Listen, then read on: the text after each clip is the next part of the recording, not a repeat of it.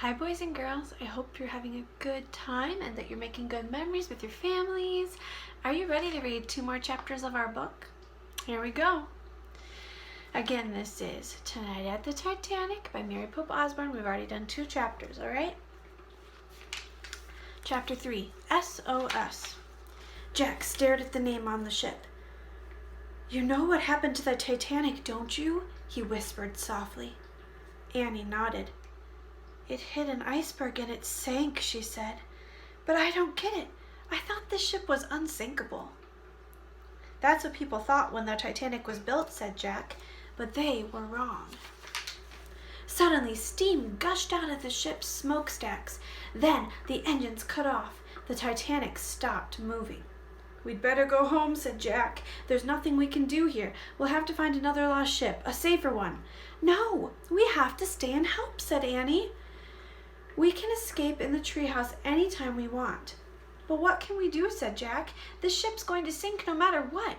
We can't change history, and we can't take anyone into our time with us."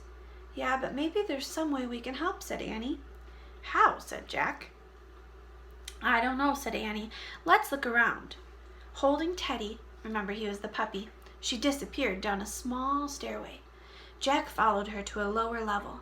Annie put Teddy down on the deck. The dog sniffed the chunks of ice that had fallen off the iceberg.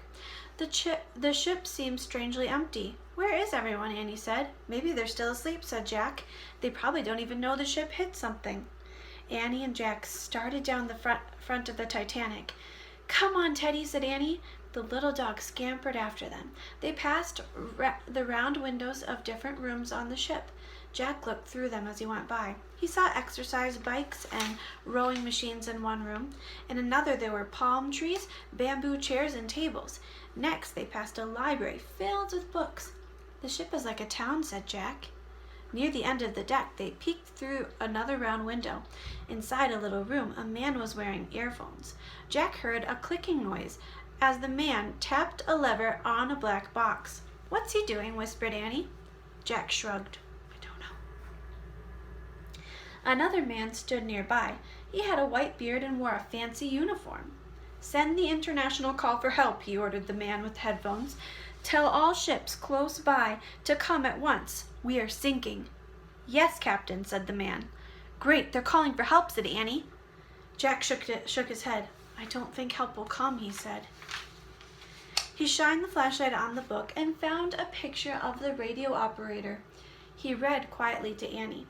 "After the Titanic hit the iceberg at 11:40 p.m., the ship's radio operator sent out an SOS. An SOS is the International Distress Signal in Morse code. Unfortunately, the only ship near the Titanic had turned off its radio for the night. All the other ships who received the message were too far away to help. When the Titanic sank around 2:20 in the morning, she was all alone." "That's terrible," said Annie. "I wonder what time it is now," said Jack. "I don't know," said Annie. Jack pulled out his notebook and wrote, "SOS sent out. Titanic sinks at 2:20 a.m. "He's leaving," whispered Annie. "Hide," whispered Jack. He and Annie moved quickly to the shadows. The captain stepped out onto the deck. "Tell the men to start loading the lifeboats now," said the captain. "Yes, Captain," the men answered. The captain and the deck hand left. Annie turned to Jack. "At least that's good," she answered. "Everybody can get into the lifeboats." "I don't think it's good enough," said Jack. He read from the book again. On the Titanic, there were 20 lifeboats. To save all the passengers, the ship needed twice as many.